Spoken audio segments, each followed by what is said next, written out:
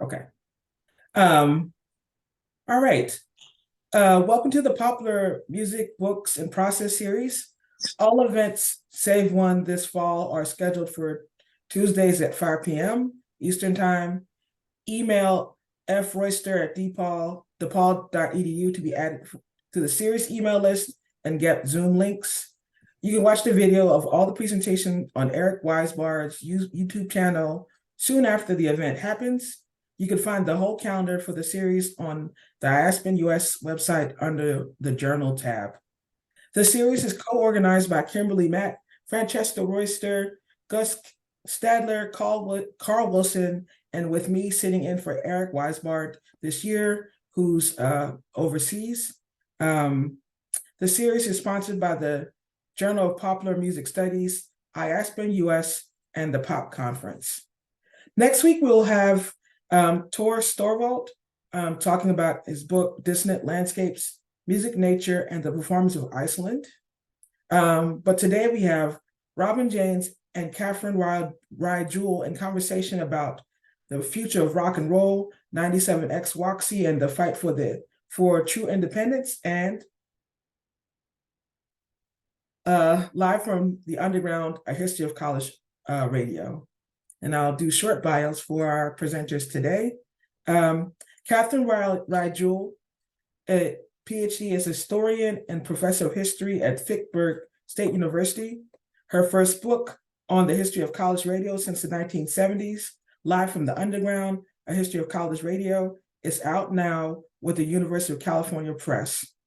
Reflecting her interest in the business and politics of culture, she is currently working on another book on college radio's emergence on FM in the 1960s and the 1970s, and these stations' connections to the rise of public radio and the counterculture.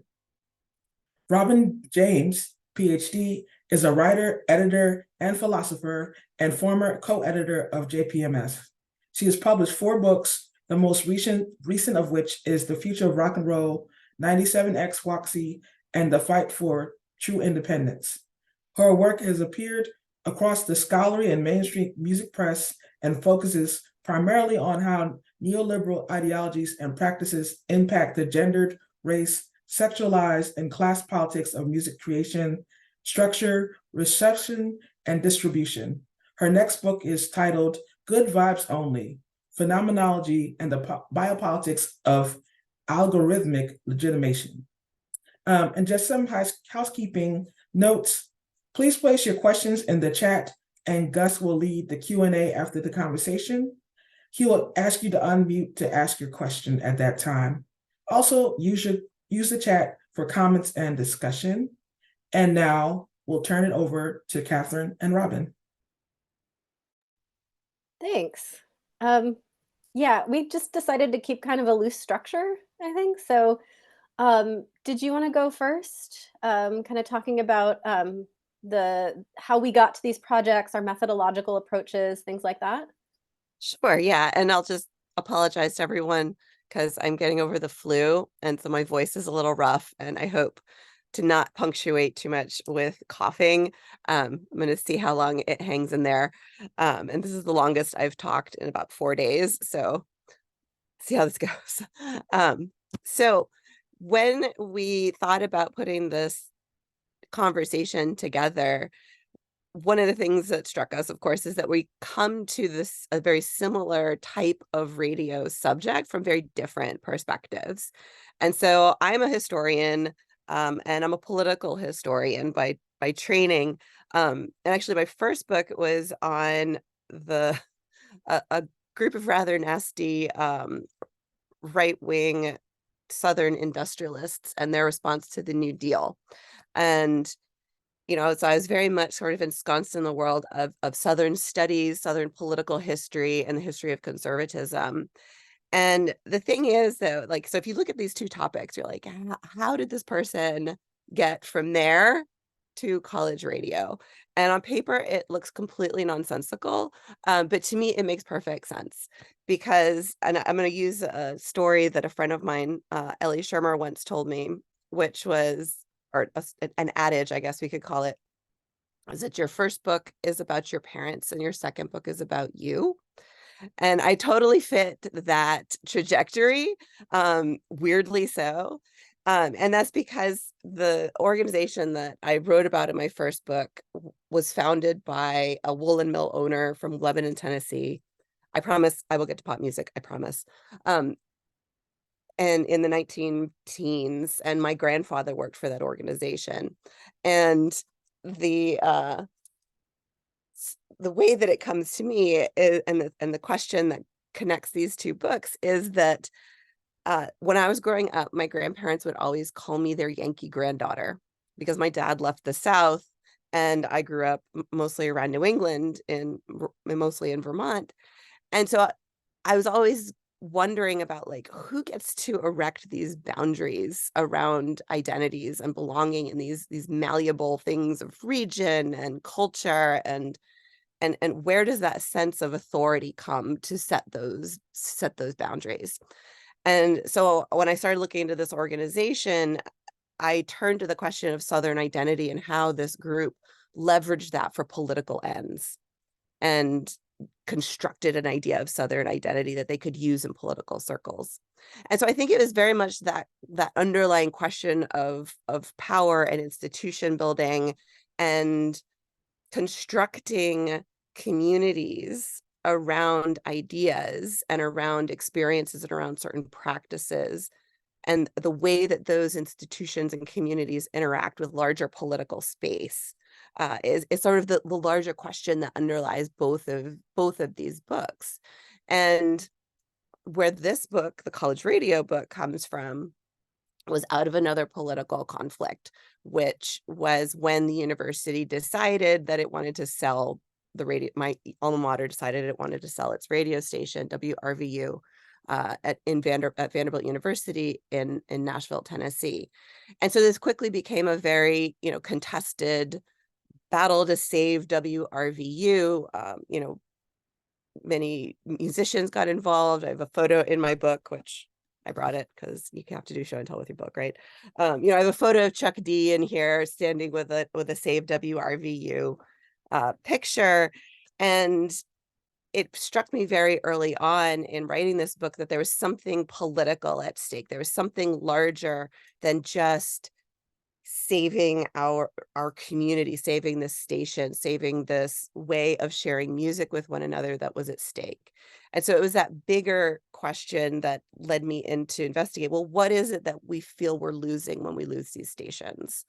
And, what is the political nature of these stations? Where does it come from in a regulatory sense? So I do sort of the political work of, reconstructing how we got these stations, but then also how they really became battlegrounds over questions of culture themselves.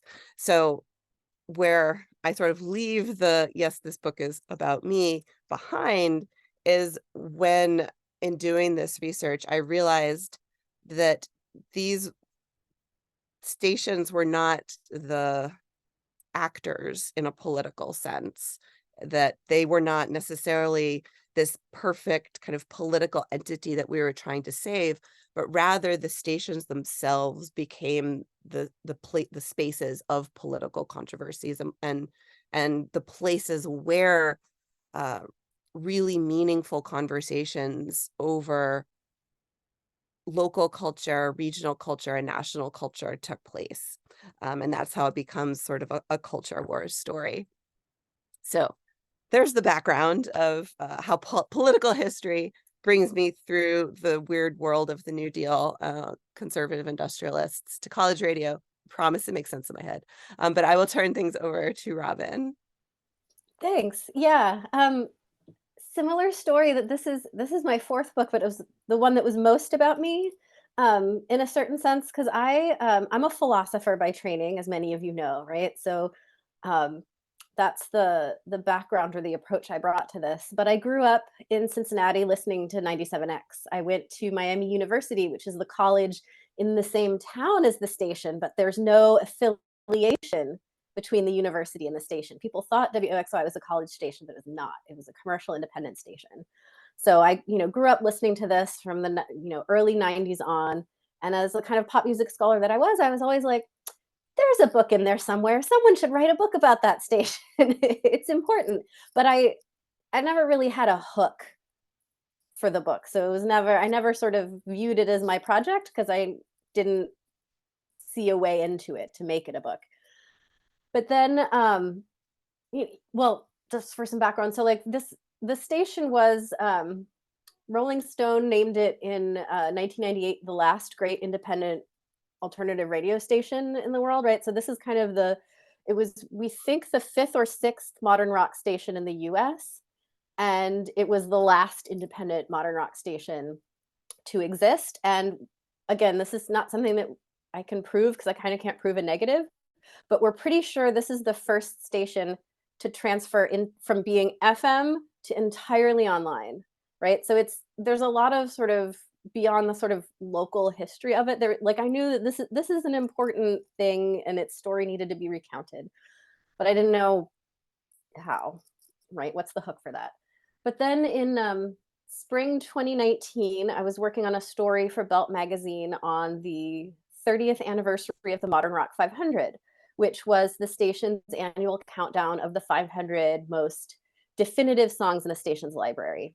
And as I was, going through archives and looking at the Wayback Machine and things like that, the one sort of thing that kept, appearing was this idea of independence, right? That's the main thing people said about the station. That's how the station presented itself. And we'll talk more later about what the station's idea of independence is. But I realized, well, if the thing that defines the station is its philosophy of independence, I can write that book, right? So that's kind of how I came to the project, right? I knew a lot about the station, had started to write about it in smaller ways, but then I realized that like what really defines the station is this idea of independence that it put into practice. And what interests me as a philosopher is that in a sense, I'm not developing a new theory of independence. If you wanted to get all super technical, I'd say this is the same as Simone de Beauvoir's theory of freedom and the ethics of ambiguity. And we can talk about that more if you want to, right? So I'm not really like developing a new concept, but really what I saw this book as doing is sort of proving that that concept works concretely, right? So that's kind of how I viewed this as a philosophical project, right? It's about an idea of independence that has worked for 40 years and that I think is actually really important for us to think about today as neoliberalism tries to, sell us fake ideas of independence, like, Prop 22 in California with, like being an independent contractor is great. I think we need a vernacularly comprehensible way of sort of talking about independence in different terms than the gig economy is trying to talk to us about. So that's kind of how I came to this project and what I was trying to do with it. Did you want to move into talking about? So we were talking about how to structure the session. We realized that so these books are about similar topics, but there's also like this nexus of concepts of like independence, the underground, alternative. They're all kind of circulating across them. So we thought we'd kind of talk about that conceptual core. Kate, did you want to talk about that? Yeah, and those are the 3 terms that we came up with, and I'm sure we could like create a whole vocabulary list of the kind of squishy terms that both of our books deal with. I can add progressive, I can add democratic media. There's all sorts of things that we could talk about. Excuse me. There. I'm getting quick on the mute button. I'm trying. Sorry. So do you want me to start with a term, or do you want me to maybe talk about how they go together? How do you want to approach this, Robin? It's really up to you. Okay. We're going to keep doing this back and forth. All right. So I want to start with the idea of independence from the college radio perspective, because there is not a term that comes up much at all. I was actually kind of surprised. Instead, the term that gets debated and really shifts over time is alternative. And I think that's more of the term used in college radio in the 70s into the 1980s that stands in for what Robin's idea of independence is, which is that there's this sort of freedom from, or that this is a radio station that stands apart from an alternative to what's going on in commercial radio. The thing is that in the 1970s, um, it's more, it's not that it's free from major label influence, because it's pretty much all major labels that are being played on college radio. That's not really something that happens really until the mid 1980s, is that being something that kind of defines college radio. And I could talk more about sort of programming shifts over time, but this idea that these were stations where you could hear anything that was not heard on commercial radio meant largely genres that weren't being filtered into the kind of, you know, format sorting that was happening on the FM dial. Any genre that didn't really get the kind of purchase on commercial radio. So jazz, classical, reggae, what we would come to think of as world music, or news and information programs for certain communities, religious programming, and sort of the deeper cuts of rock albums, and or the maybe the newest thing that hadn't really developed a lot of plays on commercial radio yet. And so there was this sense that they were carving out their own alternative space from commercial radio, but it was always in conversation with what was going on in commercial radio, because the way that they carved out this space for college radio stations was always with an eye to the kind of professional world of radio, because these were pedagogical stations, that they existed for many different types of educational functions. There's another word to add to the list, because I'm sure many of the DJs on WOXY, I don't think I've ever said that out loud. I'm sure they thought they were kind of doing the work of education that college DJs thought that they were doing as well.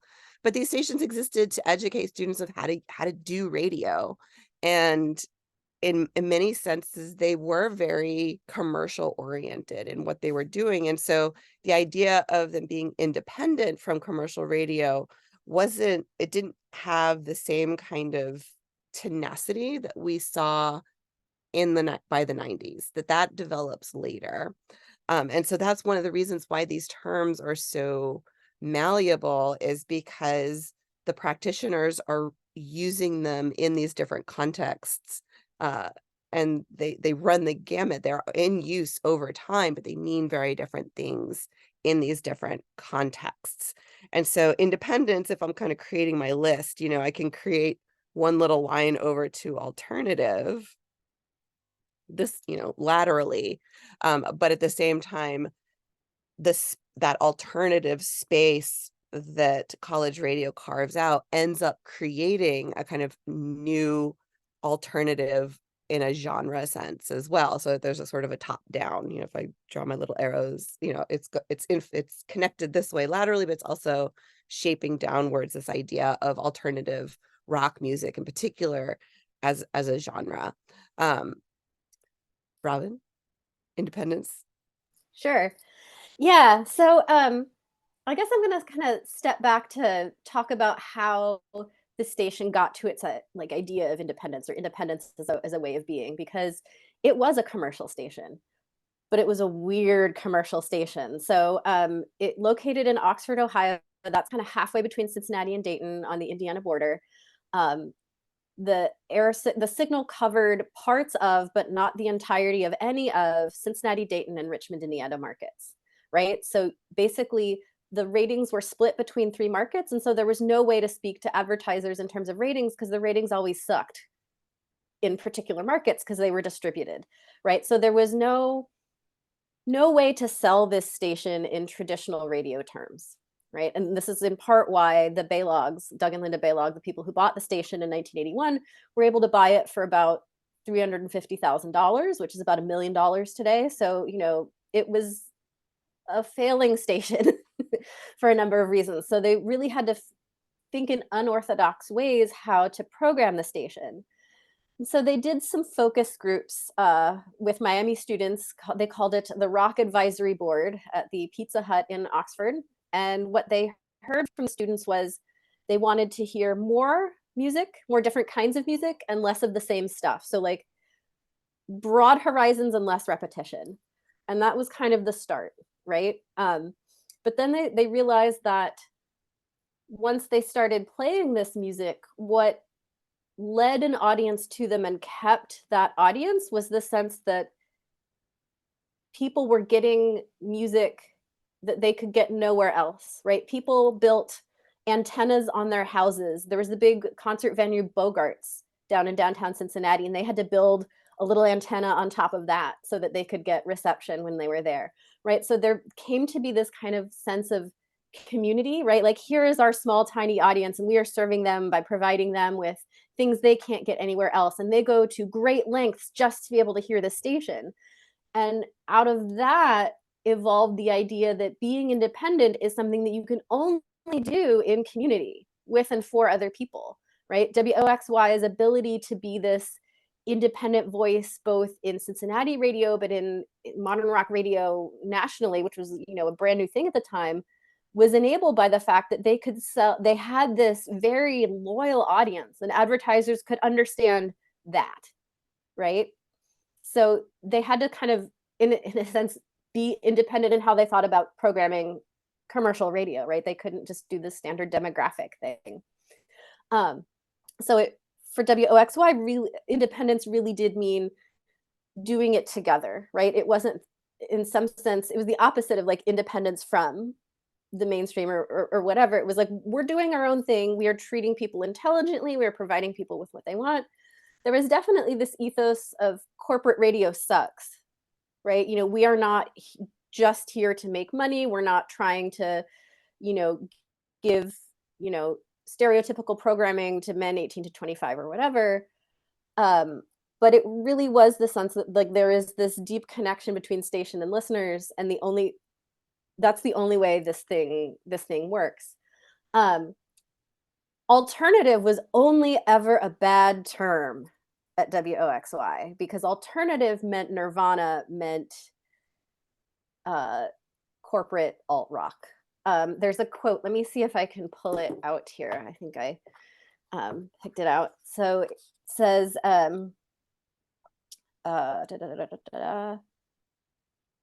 alternative radio is top 40 for males 12 to 24. It's Eminem, Limp Bizkit, Linkin Park, Kid Rock. We don't play any of them, right?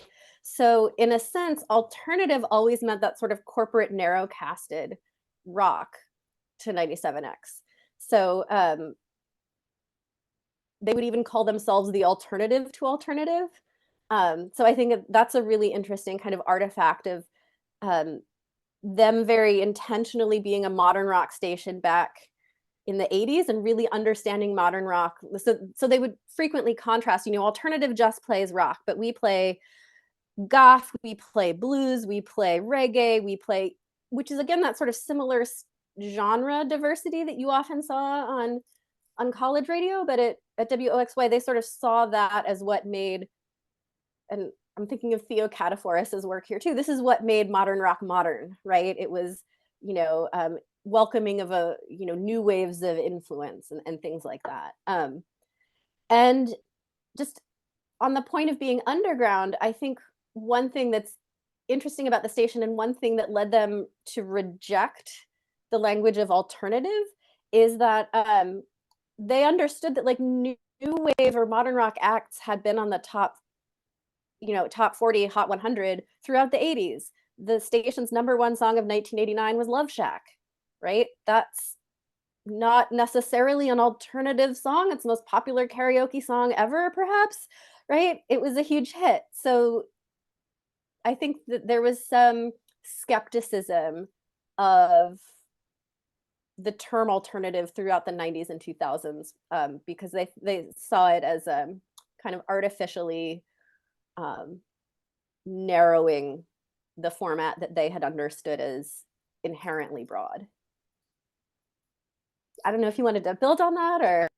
So I have a couple of things that I just wanted to add to that idea. So, because it's interesting how you talk about associating that station as a college station, because I did the same thing with my modern rock station, and I'm sure maybe in the Q&A we can get like all the shout outs to like all of the all of the modern rock alternatives that were influential to us.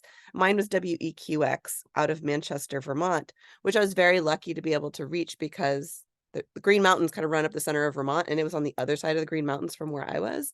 So it was often very difficult to pick up that station. It was 102.3. I think it still is. But I could pick up the Dartmouth station because that came right down the valley. But Dartmouth was a commercial station like all the other Ivies are. And it was pretty much a commercial rock AOR station. It had one metal show, I think, for a little while on Sunday nights, and it sometimes we didn't really have, there was not really a local music scene to feature on a local music show. So, to be fair to them, if they wanted to feature local music, it might not have been all that easy. Maybe somebody can prove me wrong and knows about the happening Hanover local music scene that I never found when I was growing up. But it's really interesting because that station, I believe, had really strong alternative press links, or at least sort of countercultural links, which, and we had planned to talk about this later, so I don't want to steal our thunder too much. So did WFNX in Boston, which was linked to the Phoenix, the 1980s version of the Phoenix, but had these kind of connections to the alternative press. And what I think is really interesting when you look at both of our books is they're both really about the business of radio.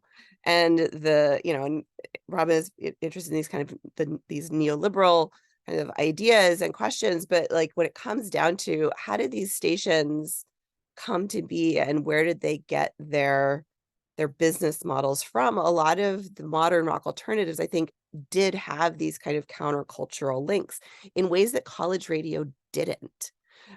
This is one of the things that I was so surprised when I found, and since this is a book's in progress, I can talk about the next book that I'm working on.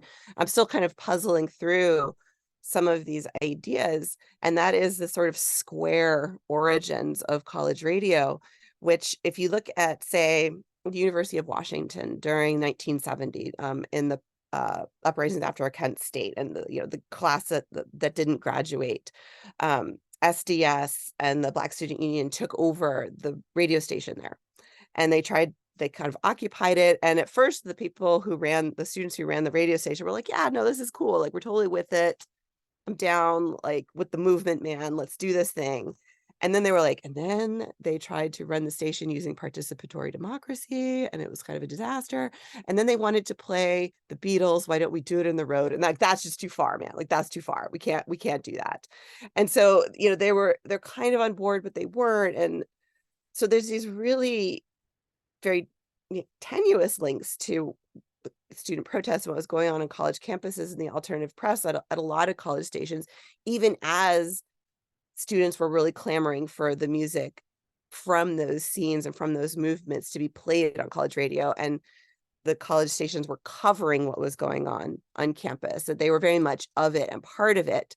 But so it's really interesting when we think about this idea of independence and being alternative, how it looks very different when you look at these kind of origin stories and their links to other countercultural movements that I think, and Joshua Clark Davis, is that his name? Book From Whole Foods to Head Shop. So he talks about sort of counterculture businesses.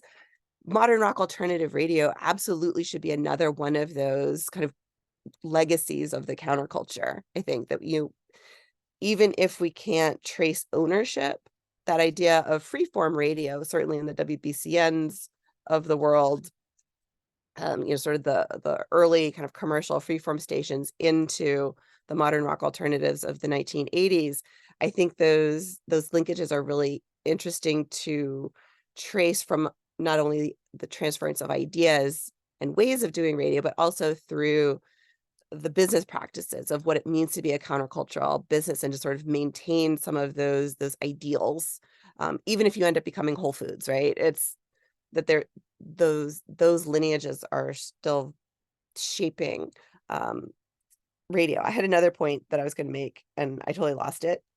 So maybe we should turn to underground. Do you want to say a little bit more about that, Robin? Because you brought it up. I have more to say. Sure. I want to hear your Yeah. version first. So I was just thinking, I'm actually going to kind of build off what you just said, because I think it's interesting that you're sort of locating college radio in the conflicts of the 60s and 70s. Because for WOXY, I mean, which didn't exist as such until 1981, the two main conflicts were the Telecom Act and the DMCA, the Digital Millennium Copyright Act, right? And so from WOXY's perspective, it was less about being countercultural and more about not being clear channel, right? So it's almost kind of a different moment in a way where it's not about being non-mainstream, but it's about this sort of moment where you have the Walmartification of the US, right? This is exactly the moment when, at least when Walmart spread to Ohio, right? And I was like, oh, it's the same, but it's in different places, but it's identical, right? I mean, that's what Clear Channel did to radio. So that was really the structure of the conflict, at least at the level of business model. And I think that's not to beat my dead horse, but right, like the Telecom Act was deregulation. That's the sort of, first moment of deregulation of the broadcast industries.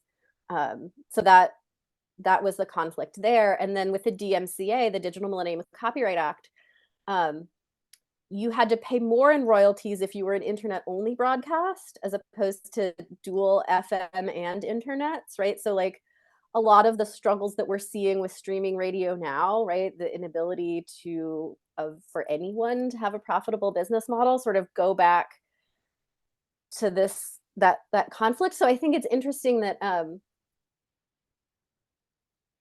at least in the period where WOXY is in its heyday, the underground is less of an issue than it is, than like the issue is not being an alternative to some square mainstream. It's just be like, here are these giant corporations destroying everything we love, right? Because of deregulation, because of financialization. So it's interesting, I think, to see how that shifts over 20, 30 years.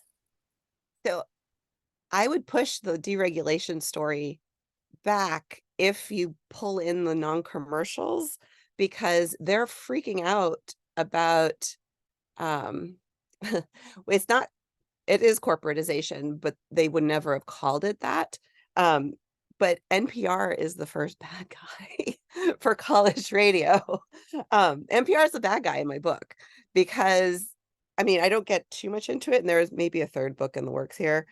Speaking of works in progress, because the whole reason that we see college radio develop its very strong position within the music industry in the 1980s is sort of an accident of regulation or deregulation. And in the 1970s, basically NPR wanted to create more space for large clear channel signals to spread out over the landscape so that you could have WBUR, reach all the way to Springfield, or what have you. So they could cover wide geographical areas. And so if you have a little 10-watt 90.9 in Worcester, then 90.9 from Boston can't get out there.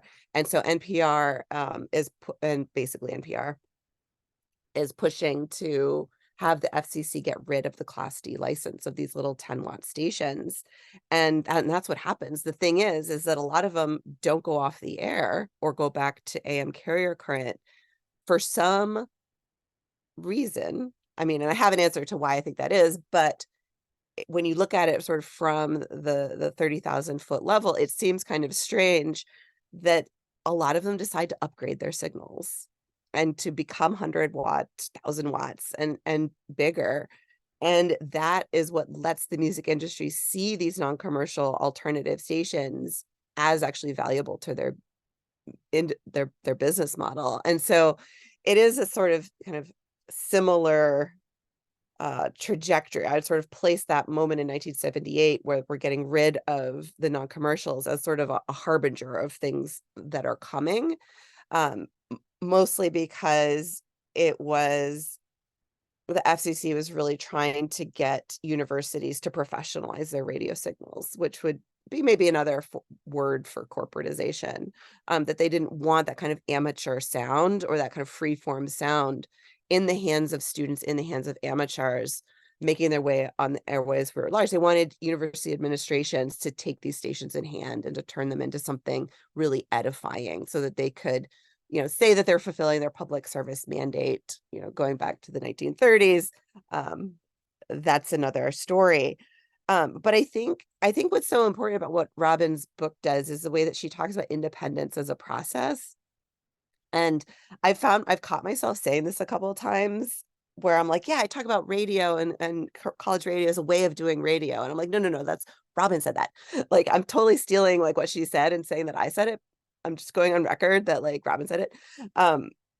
Because I think that that's what takes us back into the space of these stations, because a lot of these conversations about mainstream and commercial and alternative and genre and corporatization, they're happening up at this very high level and of conceptualization but if you bring it back into the station itself and you look at what's at stake for the people actually doing radio, listening to the radio, participating in radio through whatever mechanism it is that they're doing it, those terms kind of get uh, brought into conversation in ways in which you see the participants understanding that they're malleable.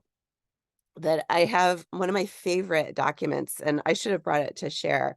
My favorite documents from the archives is at Rice University, which sadly was another station that was sort of done away with, hugely powerful, had a high wattage, really influential in Houston. And all of their archives are at Rice. If anybody wants to do research in them, I highly recommend them. They're so fascinating because a lot of their DJ books are in there. And also in one case, there's a large format dot matrix printer sheet, and it still had the little tear off things on the sides on the sheet, and they'd posted it in the radio station. And basically everybody in the station came along with their pen and they debated what is alternative. And this was like 1986, 1987.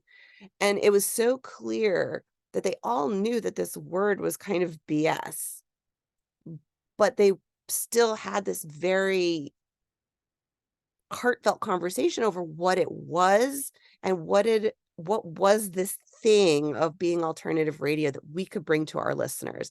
Where was the space that we need to occupy, and how do we shift our programming in a way to fill up this wattage that we have and to do radio in a way that's meaningful for our listeners so that we can do something in this particular radio market. And so that idea of doing radio in a certain way, locating it within a particular station, is what kind of gives us back some of the I guess kind of the granular nature and the complicatedness of these words. Yeah, and thank you. I had never thought of it to myself that way, that it was about doing radio, but yeah, it is, because it's about precisely, it's a debate about values, as you were saying, right? One of the things that I found throughout, so there's no like official archives for WOXY, it's just private collectors who managed to keep stuff. But one of the things I got over the pandemic was people sending me stuff, which was cool.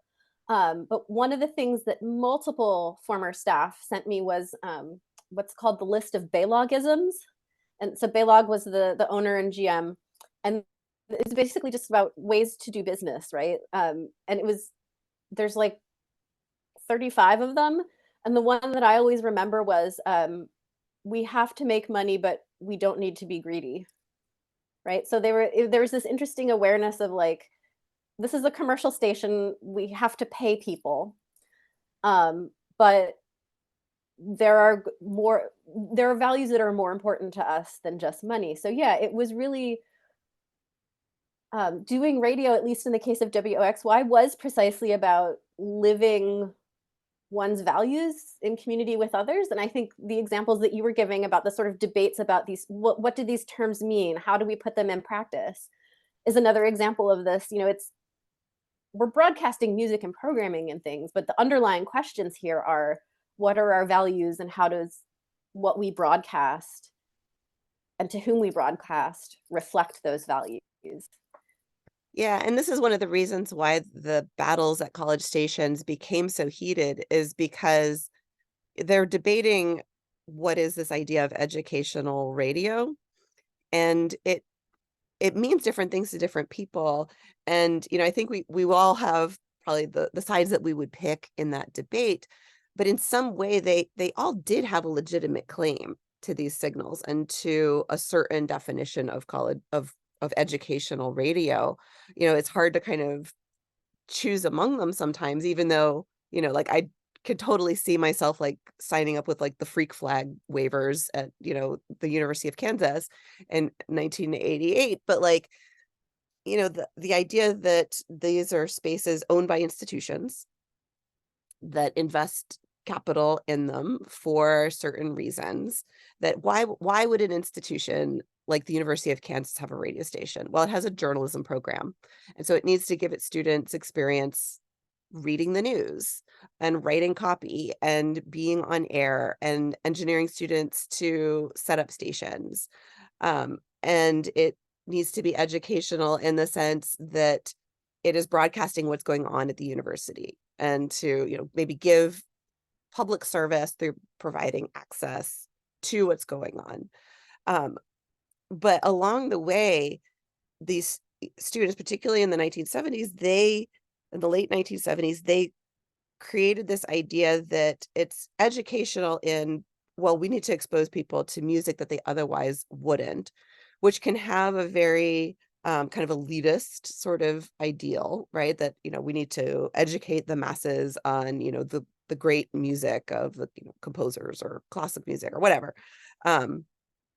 But it in that moment gets linked to the idea of progressive music. There's another one of these slippery terms, progressive radio, which has a lot of different influences, from Pacifica to freeform commercial FM to new wave music and progressive rock.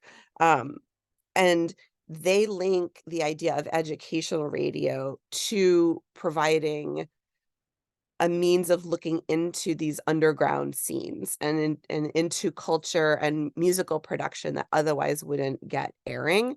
And and it's one of these rationales that I don't see voiced very strongly over time, but it does get voiced strongly at that very particular point of change in the late 1970s, when that shift in the music industry is happening, when you get the seeds of deregulation in media really starting to take hold, when institutions are starting to think about these stations in different ways, and that those student practitioners and community practitioners are really able to link that function to these stations in a way that has staying power.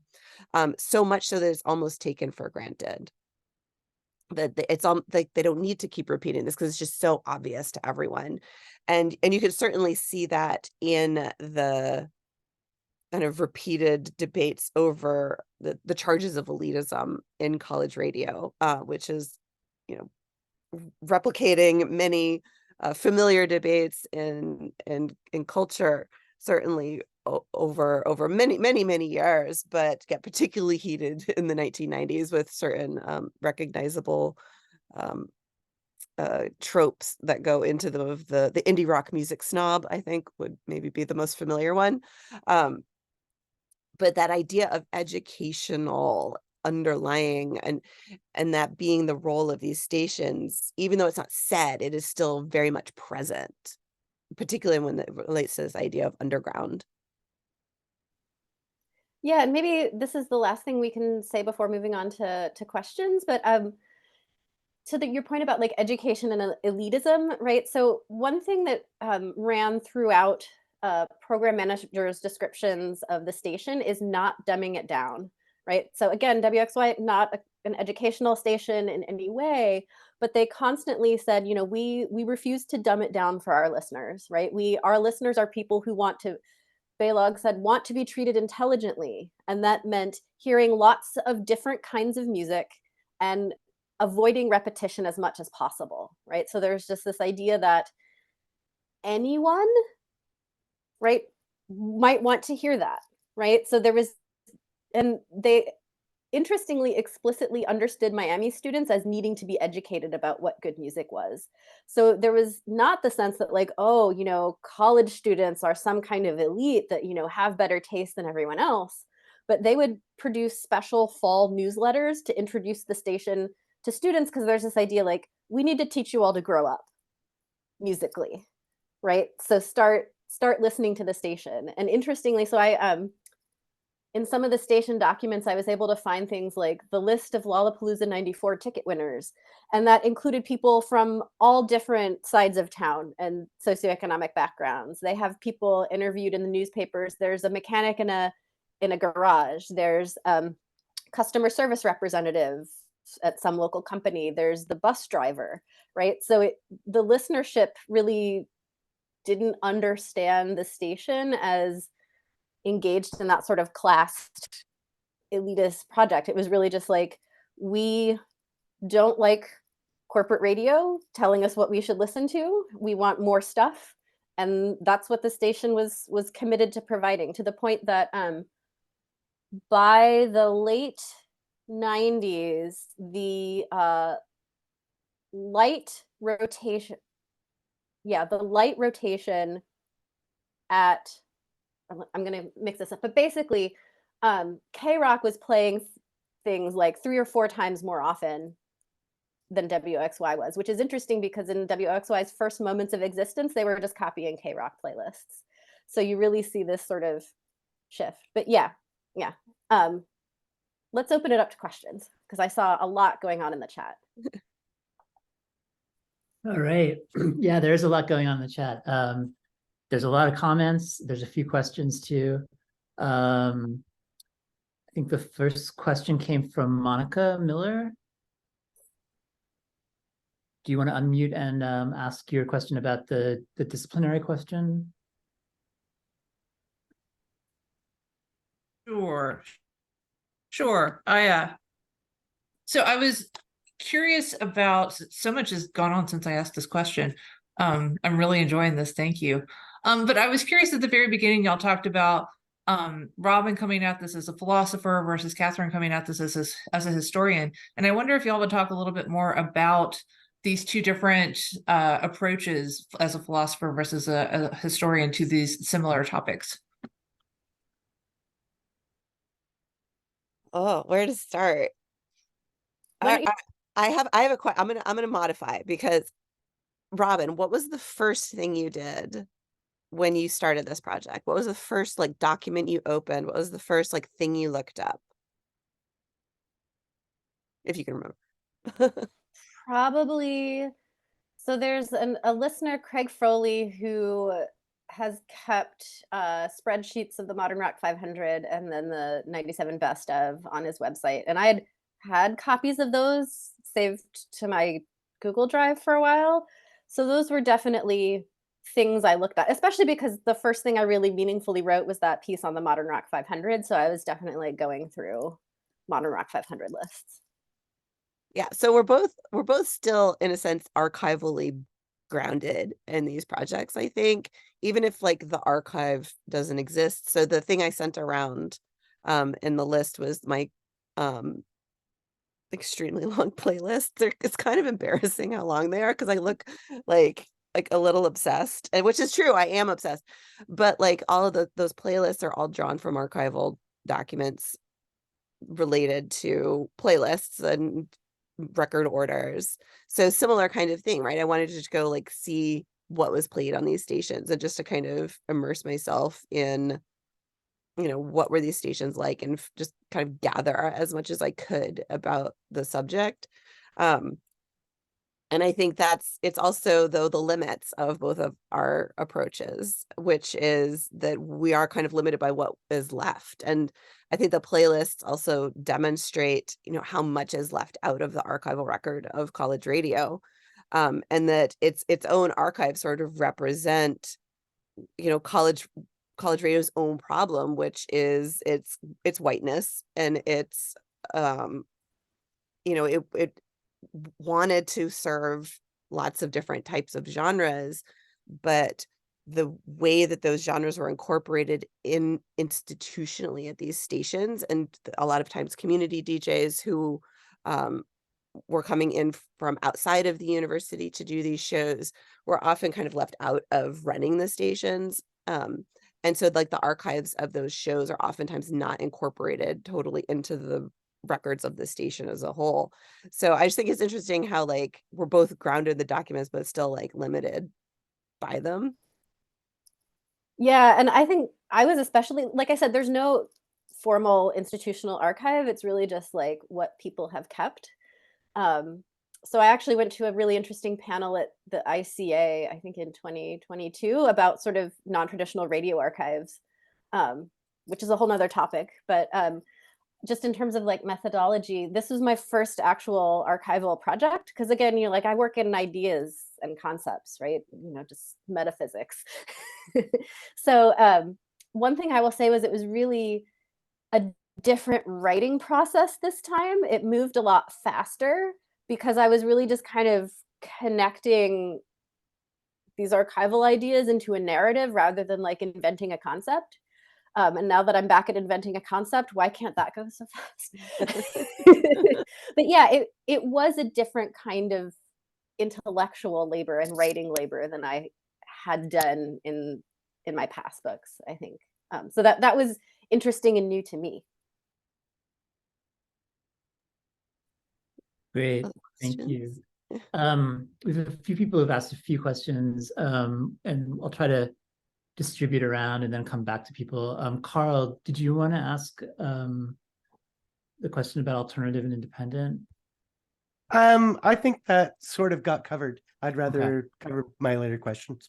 Okay, go for it. Go for it. Oh, okay. Now I feel like I'm jumping the queue. Maybe I'll turn my camera on. So one of the things Catherine just touched on this actually, and I'm not sure if it's quite the same in the US as it is in Canada, but over the course of the 80s and 90s, what really developed as a model in Canadian campus stations was the idea of the campus / community station. And there was a big emphasis on bringing in non-students to try and sort of temper the elitism of having just college students' tastes represented, and definitely to bring more non-white representation. And also, I think, to deal a little bit with that educational question, both as a proactive thing, but also to put some more adult and experienced voices on the air, so you weren't constantly listening to like 20-year-olds try to like figure out how to develop a presentation style. And so all of those things, but I think that was all really complicated internally, and you just touched on that, but I'd love to hear more about what you found in your research. And Robin, you know, at WOXY, the question of how they dealt with where does alternative include, or underground include, or independent include non-rock music, and what are the genre boundaries and all of that kind of thing. Both of you, I'd love to hear talk about that. Yeah, so that concept of community radio on college stations, on college owned or license owned by university trustees, really goes back to as they're emerging on FM in the 1960s. That's kind of what they're trying to figure out.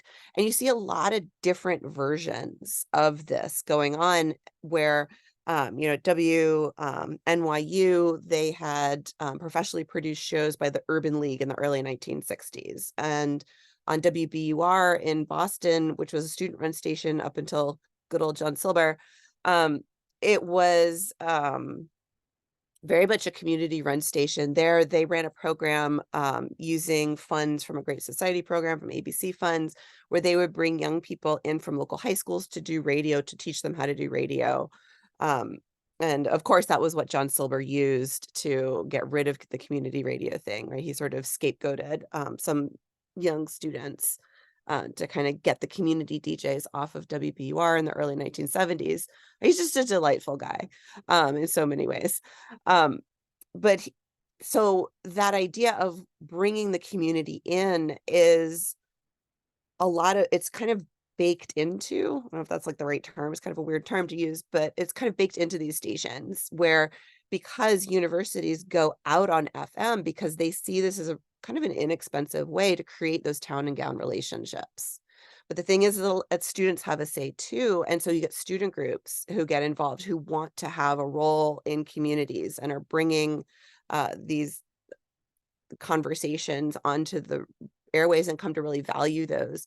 The thing where it gets really contested, though, is by the 1980s and in the 1990s, as space on commercial FM narrows, as it's harder to get space on the stations because they're being bought up and NPR is taking up signals and that whole story, college stations become maybe the only places that a lot of communities can go. And so you get multiple claimants to these signals, which have a public service mindset kind of baked into them from their origin story, and also relate back to their license. That really creates points of contention over stations and what they should be, and students push back. And it makes me so angry to look at my alma mater station now, because it exists online, which is great, and students can still do radio, but now it's the voice of Vanderbilt University. It's only for the campus.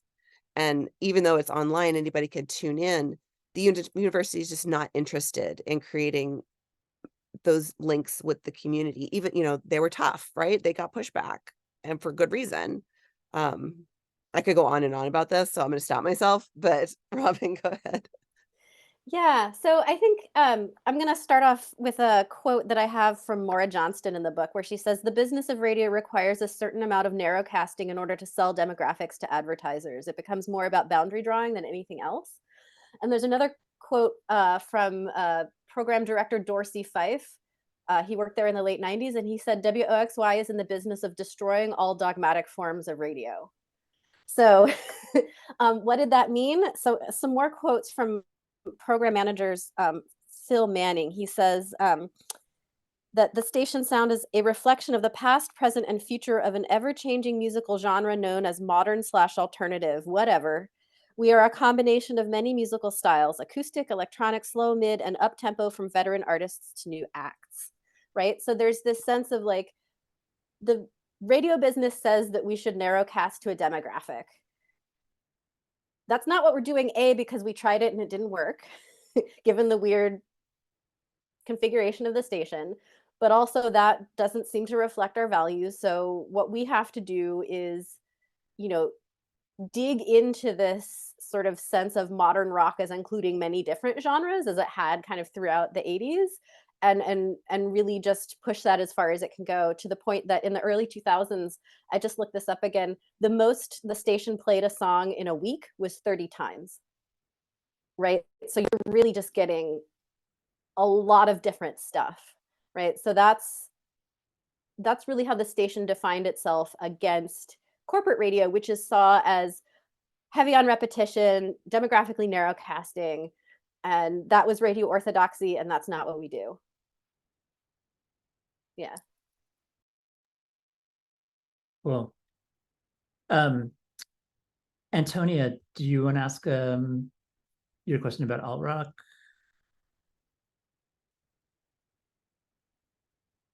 Oh, yeah, sure. I was saying that alt rock became a label, and I was wondering if that's a further along a progression of trying to narrow down the meaning of alternative rock to that label alt rock, and is there something different where it gets codified as a genre, alt rock, instead of thinking about the kind of big umbrella alternative rock? I'm just making up something on the spot, but perhaps. Can I take this? Yeah, go ahead. So this is actually related to Clear Channel in the radio business. So when the Telecom Act passed in '96, and the big corporations, Clear Channel, CBS, etc., bought up these stations, they tended to turn stations for primarily white audiences into alt rock radio stations, especially if they already had a country station in that same market, right? So alt rock, or alt, was the sort of white market segment that they might not have already had. So that led to a bubble in alt rock radio. And then towards the latter part of the decade, these stations, the format's bleeding listeners, and there's a very intentional move on the part of these corporate programmers to narrowcast specifically to men, because they thought women were more likely to flee for like adult alternative or top 40 or something. So because of that, that's why you get the sort of Limp Bizkit break stuff, grr, yogurt for men radio branding.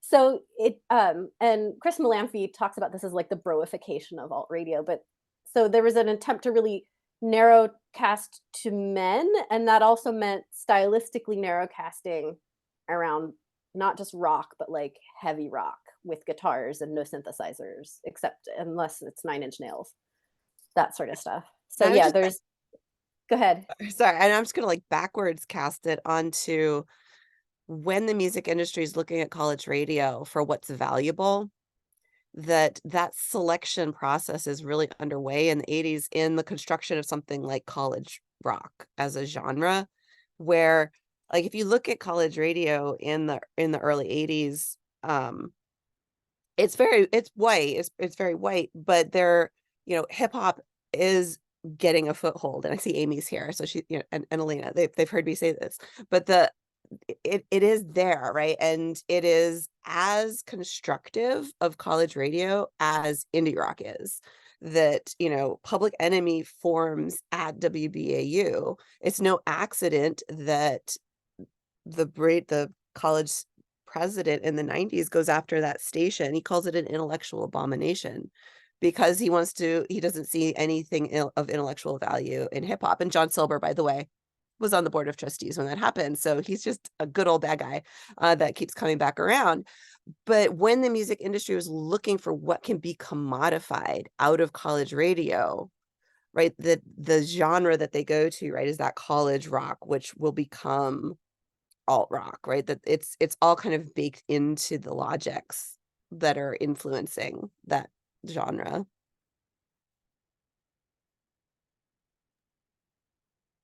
Great. So Alex Visi had to leave, but she had made this interesting comment about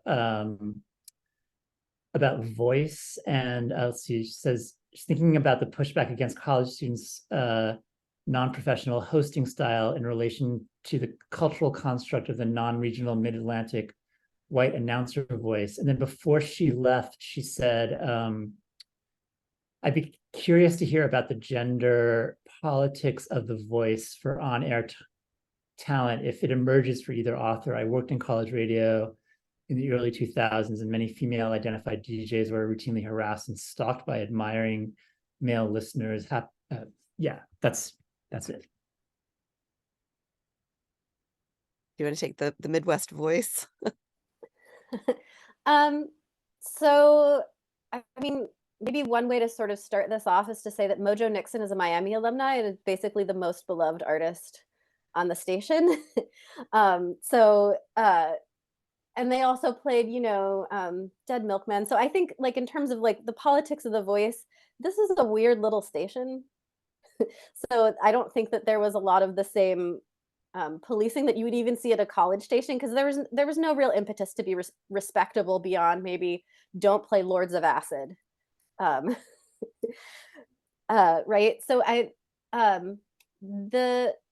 there were always women DJs there. Robin Plan, who did the overnight freeform Planet X in the late 80s, was there kind of from the beginning, and was kind of revered as one of the founding DJs of the station. Jay Foreman was music director through the 90s. Barb Abney, who you can still hear on The Current. She went from WXY to The Current. She was one of the 4 DJs throughout the online only era.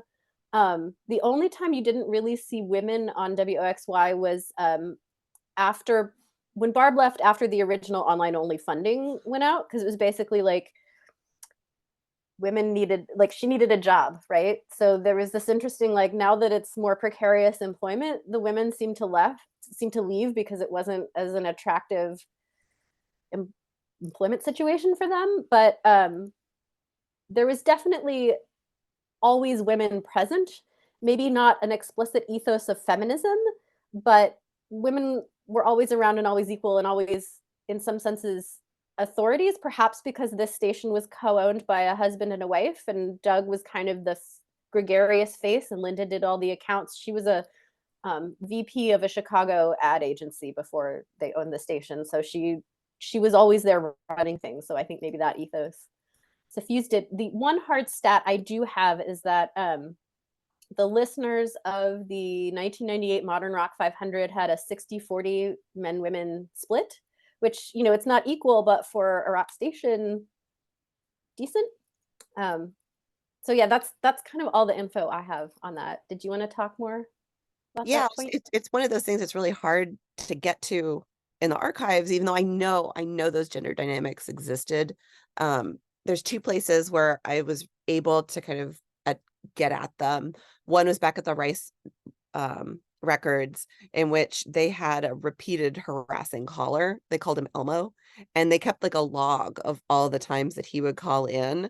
And so you could kind of see, you know, sort of in documented form how that type of caller went after women identified DJs. And the interesting point of contention at these stations, though, comes over the block format, because sometimes there would be themed shows or shows around maybe women's music, and the politics of how to program that looked very similar to sort of those larger kind of community DJ dynamics.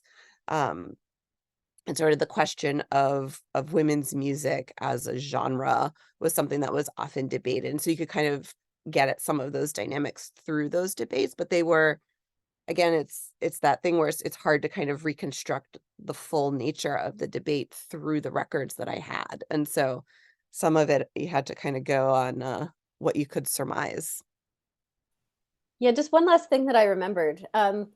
So the station's famous tagline, 97X, BAM, the future of rock and roll, got it that way because Dustin Hoffman made it that way when they were filming Rain Man, right? So originally the tagline was 97X, the future of rock and roll. But, and this is kind of like a disability studies point, I think, in trying to say that in what he perceived to be an autistic way at the time, he transliterated a sound effect into BAM. But that then everyone at the station said 97X, BAM, the future of rock and roll. So that's, yeah, the one sonic dimension that I have some kind of archival, like, well, how did this get here? Well, Dustin Hoffman was trying to sound autistic, for better or worse. And that's how this came out. And that kind of stuck, you know, through the life of the FM station. Wow. Dan DiPiero also had to leave, but left actually a number of very, very large questions. And I guess I'll just read them, and you all can decide how you want to address them. So he said, I'd love to pick on the independent thing a little bit more as indie turns into a genre. Specifically, what was the relationship of college radio to the shift that saw indie move from a political economic designation to more of a musical term? Were college stations in part responsible for that shift, or were they conversely dismayed by it? How did programming choices reflect whatever attitude contra mainstream radio, and so on? I'm also wondering how the distinction between a format and a genre might factor into that conversation.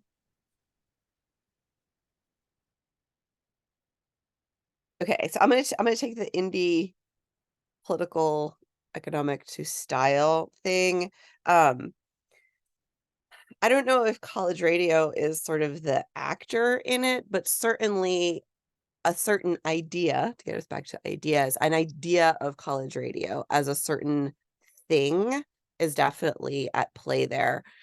Some of it has to do with the decoupling of college radio from that kind of market role that, you know, for better or worse, college radio did have sort of a taste-making role, or a kind of a gatekeeping role in the music industry of kind of music testing and getting out this, you know, kind of indie stars and getting them up to the attention of major labels to potentially be signed. And that gave them a certain amount of power and independence, I guess, within the business of music. The thing is that when that gets diluted, the style sort of gets elevated, and so it's more of that college indie rock, we'll call it vibe, that is the thing that is more commodified. So I wouldn't say that college stations are pushing for that, but I think that it's more kind of that hip capitalism run amok yet again, that's responsible for that, and that these are, very attractive styles and symbols, and it's, usually very male and very white, and that's what's attractive and is turned into a genre, say on like Sirius XM, right? If you turn on the Sirius XMU station, like that's the, and and I like a lot of the songs on there, right? I'm not dissing them, but that is sort of the style and that idea of indie that's being sold there.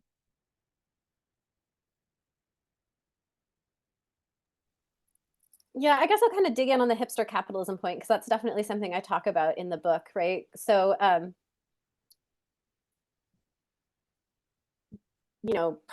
neoliberalism, whatever, the .com bubble. So you basically have in the early 2000s a bunch of, creative class people with a lot of cultural capital, but nowhere to get like a stable traditional job. So then you get Etsy, right? Which is turn your hobby into a craft business, right? And so that also, because these businesses are co-opting and not just co-opting, but capitalizing on the styles of these people with a lot of cultural capital, right? That then becomes the style, right, associated with it. So I think that's kind of how I talk about it in this book. But I also want to think about it as a regentrification of the tradition of post-punk / modern rock / alternative, right? Because by part of what made the Strokes such a sensation is that they were people that college-educated white people could identify with playing rock, right? They weren't Fred Durst. So I think that sort of regentrification of this musical tradition, I think, is also a factor there. And then once you realize that you can sell these people clothes and craft beer and mustache wax and the tropes of the millennial hipster, then it became the musical part of a broader aesthetic that was tied to a particular moment in capitalism, I think. So I would say it's not that it was a style versus a means of production. It's just a different mode of production in which the style serves a different function, if that makes sense. I'm glad we've had a mention of mustache wax, our first in 4 years or whatever. Thrift store shopping. Yeah. Okay. Our next question comes from Elena Razlogova, who I hope is still here. Yep, I'm here. Hi, guys. Thank you so much for stimulating conversation.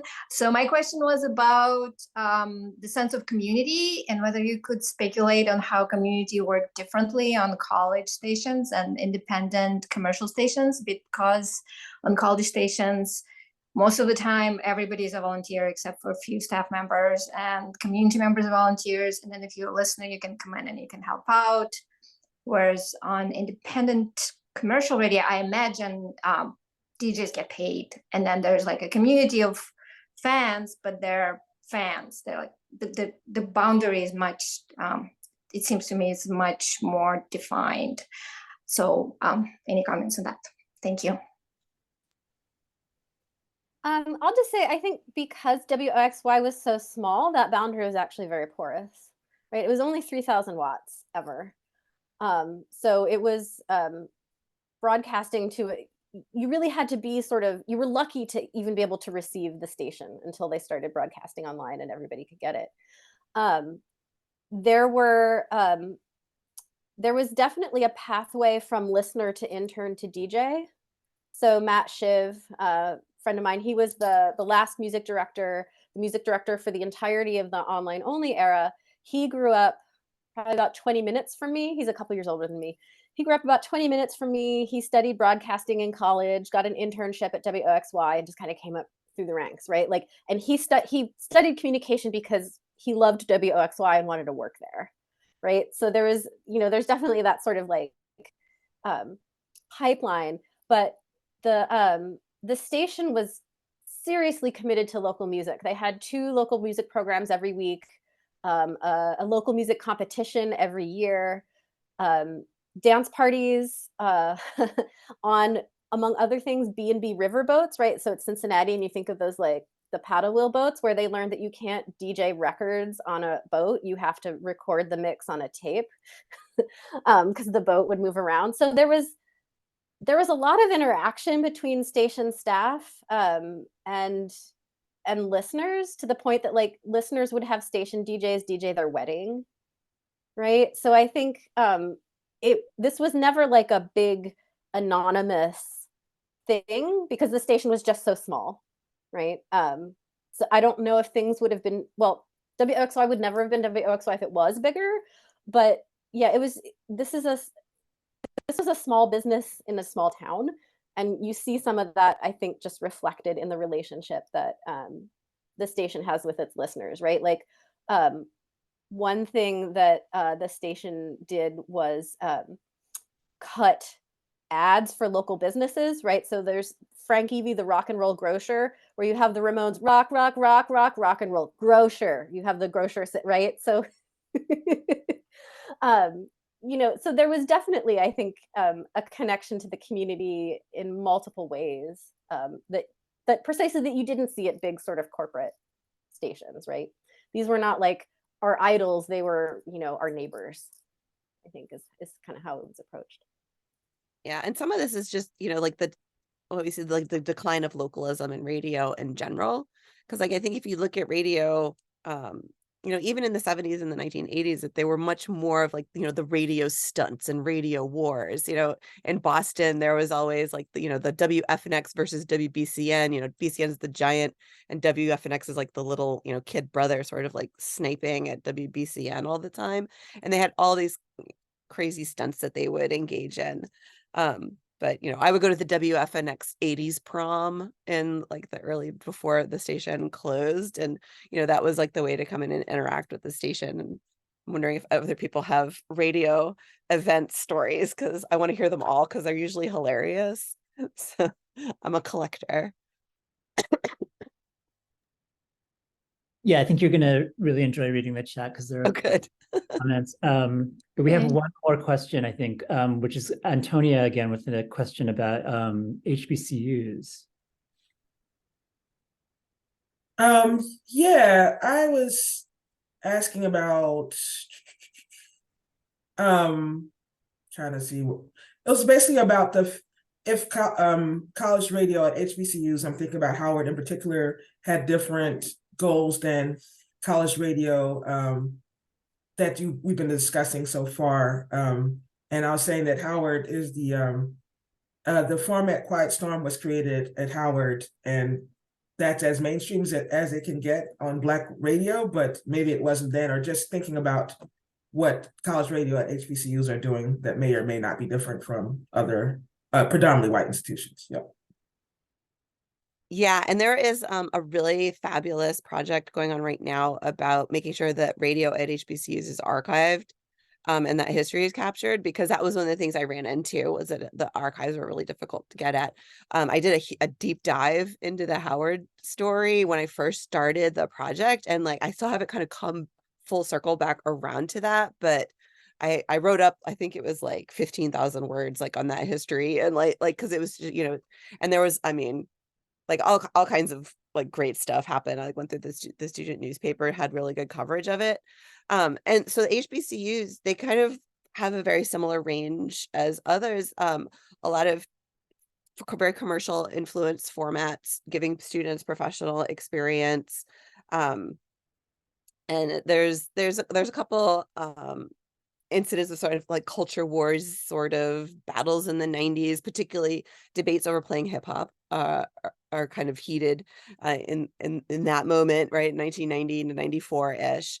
And so, but there is that same pressure around community service as exists at all other college stations, but definitely an emphasis on the sort of professional experience.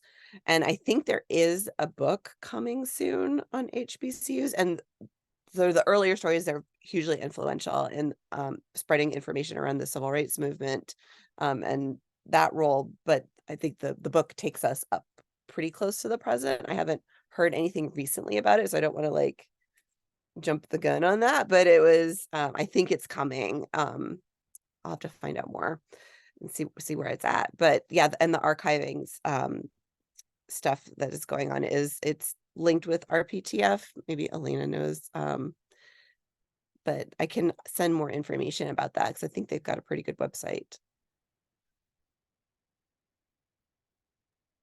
Great. Well, actually, one more question. I think this is a real question. Question for Robin. Oh, sorry, Mark. Mark, you can unmute. Yeah. So, Robin, do you have any good stories about Mojo Nixon from Miami? No, he was before my time. He was revered at the station. He did contribute to, if you hold on one sec, I will get the Modern Rock cookbook he contributed a recipe to, and I can tell you what his contribution to that cookbook is.